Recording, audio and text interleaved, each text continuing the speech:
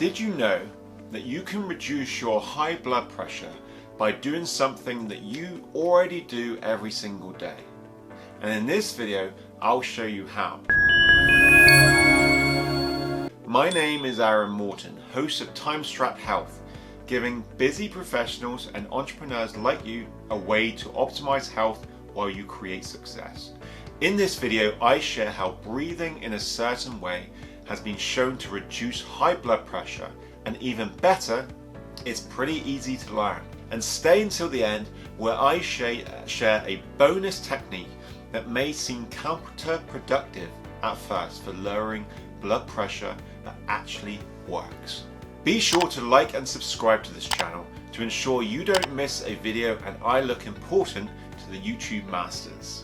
So in my video on what causes high blood pressure, I explained how your heart is linked to the rest of your circulatory system with blood vessels called arteries and veins. Every second of the day, your heart is pumping blood around the body.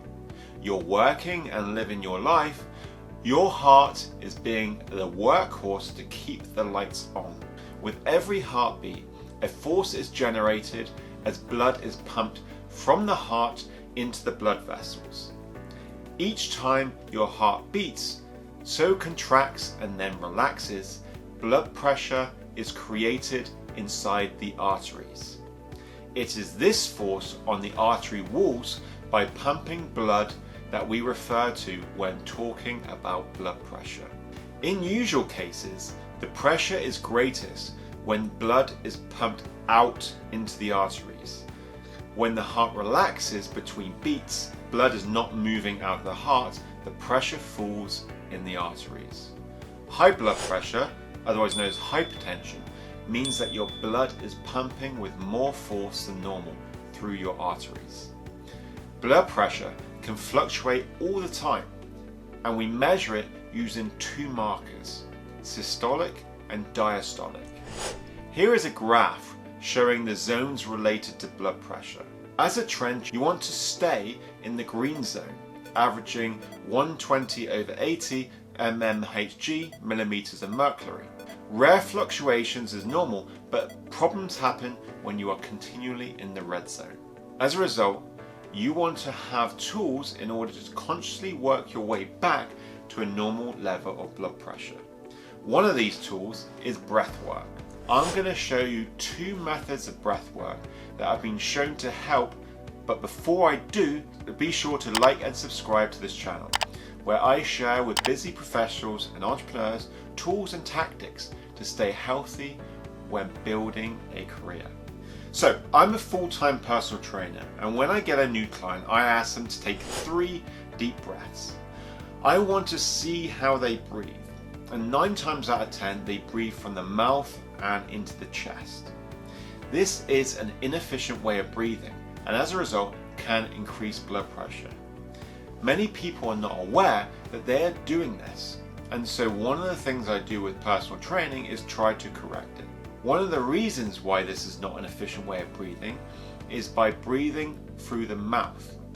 You are not able to get a full level of exhale when breathing. You see, when you breathe in, you are activating what is known as the sympathetic nervous system. Whilst this is associated with fight or flight mode, and your heart rate will go up, but this is normal. However, we are more interested in the exhale because this activates the parasympathetic nervous system, which is associated with rest and digest. When you exhale, especially in a long and elongated way, your blood pressure goes down. You can feel much calmer and levels of stress can diminish. For example, in one study, they looked at the effects of a 6 breath minute on the hypertensive patients within 5 minutes of practice. An example of a 6 breath minute would be 4 seconds inhale, 6 seconds exhale times 6. What they found was a significant reduction in heart rate and blood pressure in patients, especially systolic pressure, which is the highest pressure against the arteries as the blood pumps. Additionally, in a meta-analysis in the American Journal of Cardiology, looking at the effects of voluntary slow breathing in patients with cardiovascular disease, they found a significant reduction in both systolic and diastolic blood pressure, as well as heart rate compared to the control group. The message here is clear.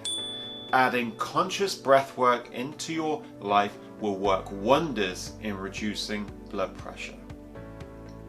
In this video, I'm going to show you two methods: resonance breathing and a method I learned from my training with Oxygen Advantage. Number 1, resonance breathing. Resonance breathing is where you aim for a pace of around 6 to 8 breaths a minute. At this rate, you are actively engaged in the parasympathetic nervous system when your heart rate and blood pressure reduces.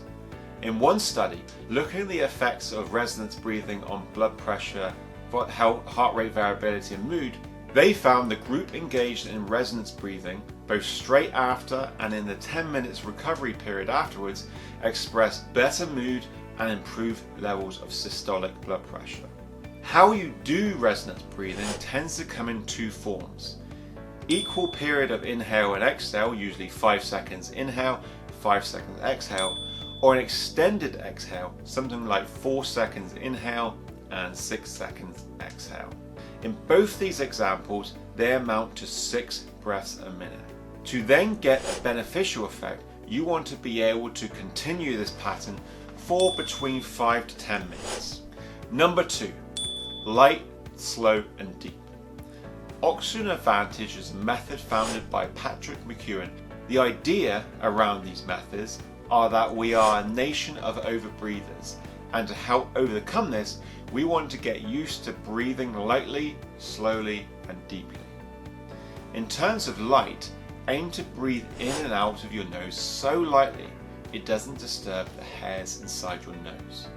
In terms of slowly, have the control to really slow down your inhale and exhale in a similar way to resonance breathing. Slow it right down to the point where you almost feel like you should speed up, but keep it at that pace.